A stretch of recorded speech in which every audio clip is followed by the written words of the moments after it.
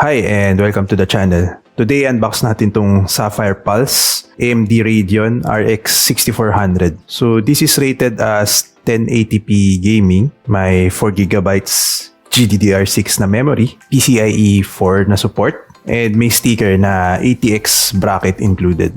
I bought this from IT World for 11.4k pesos. Although take note na sa US $160 lang siya before tax. So that's around 2,000 pesos overpriced kumpara dito siguro sa Pinas.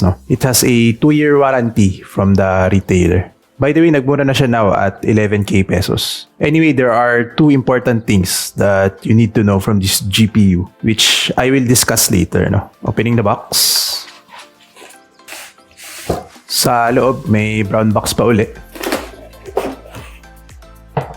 And then, pagkabukas mo, bubungad sa yung address nila. So, just like the 6500 XT, may address nila. Then, the manual. So, ito na yung anti-static bag na kung nasaan yung GPU natin. It is loosely padded by foams. Tapos, may ATX bracket.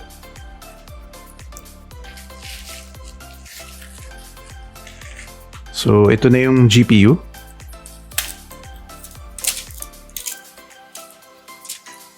For a so-called Pulse card ni Sapphire, I find that this design is different from other Pulse cards. Usually may magandang shroud and around 85mm yung fans. Pero since this is a low-profile card, shrunk down siya. So meron lang siyang single fan and that cooling solution is very thin. As for the dimensions, nasasaad naman sa website ni Sapphire, 170mm yung length, 56.2 yung height. So dahil low profile to, kalahati lang nung usual, which is 118mm. Then single slot card siya. Tapos sa output ports, may cover sila. Ito yung HDMI, then ito yung DVI.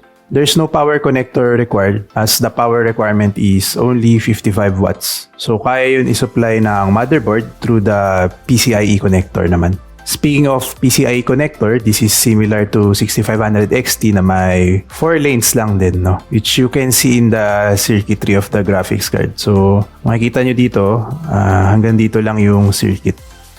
Tapos dito, wala na. Because of that, bandwidth is extremely limited for PCIe Gen 3 and would cause bottlenecks. I did an explanation back then with 6500 XT on why it matters and I will just replay it here.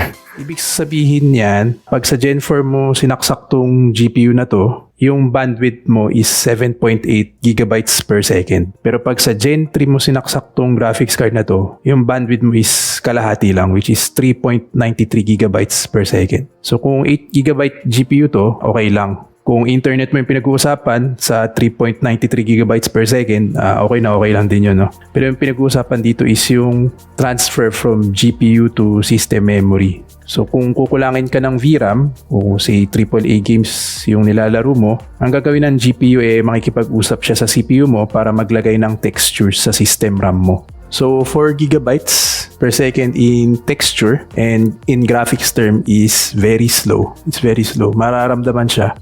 I think in AAA titles benchmark na na-try ko na ramdam siya, nag-i-stutter talaga.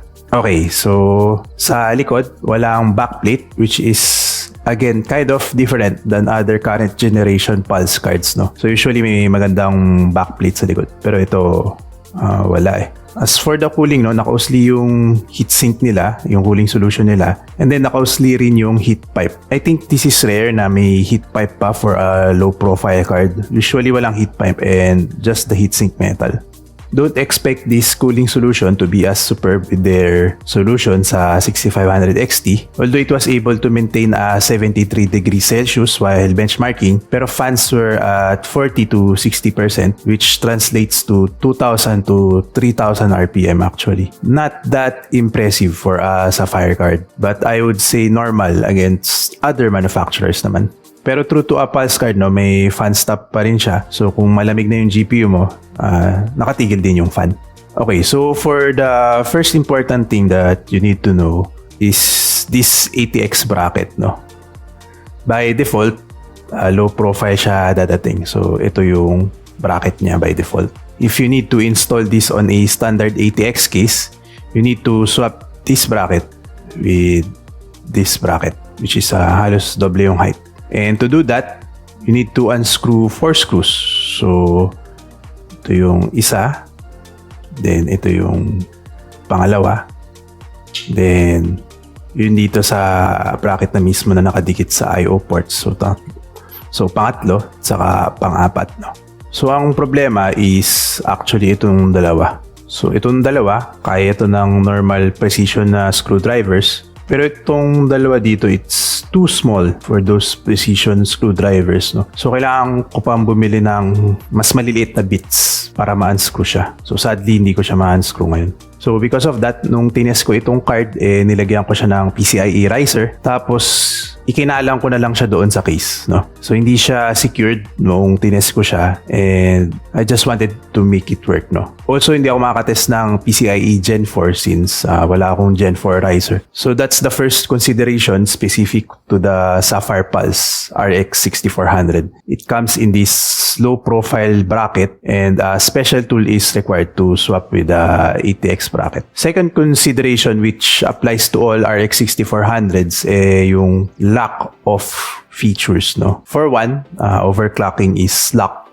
Usually, you can overclock the GPU core, VRAM, and power output. Pero sadly, even pati yung fan curve, hindi rin mapaltan. Other than that, lahat ng sakit ni RX 6500 XT, sakit din niya, no? Such as no hardware encoders for streaming, and therefore, this is also a crippled GPU, bale. Given everything, no, would I easily recommend the 6400 in general? In our current market situation, you can buy a Gigabyte RX 6400 for 10,795 pesos. That pricing is very competitive against a GTX 1050 Ti. Given that if your budget is below 11K and hindi ka naman streamer or video editor, I would suggest to buy the 6400. In some benchmarks, if you are going to plug the 6400 on a PCIe Gen 4 machine, then this would be as strong as a GTX 1650, no? As a side note lang, RX 6600 pa rin ang pinakasulit na GPU today on a peso per FPS perspective. As for this Sapphire version, this might be a bad buy for ATX PC builds. Kasi bibili ka pa ng tools to unscrew this low profile bracket and swap the ATX bracket, no? I would suggest for regular users na katulad ko na wala namang complete tools na mga screwdrivers, no, to buy the regular Gigabyte Eagle instead rather than the Sapphire version. But if you are one of those low profile PC builds, then this Sapphire version is actually a good buy. It's not bad, no? Usual naman sa low profile na whiny yung fan since maliit. So it's not something new and not a deal breaker for low profile builds anyway. It's thin and can really perform well. Finally, wish ko lang, sana mas malaki yung screw na ginamit nila. Since malaki pa naman yung space, no? Kasya yung full size na screw sana. Para naman madali mapalitan for ATX users kahit walang tools. So I guess na cover ko na lahat with this card. May mga benchmarks na yung ibang tech tubers as we speak. So you can refer to them. But I will also do my own benchmarks since I have a set of games na hindi nila nilalaro. So that's it for my unboxing. Thanks for watching. Do like or dislike, comment on what you think, and subscribe for more unboxing and benchmarks. Bye!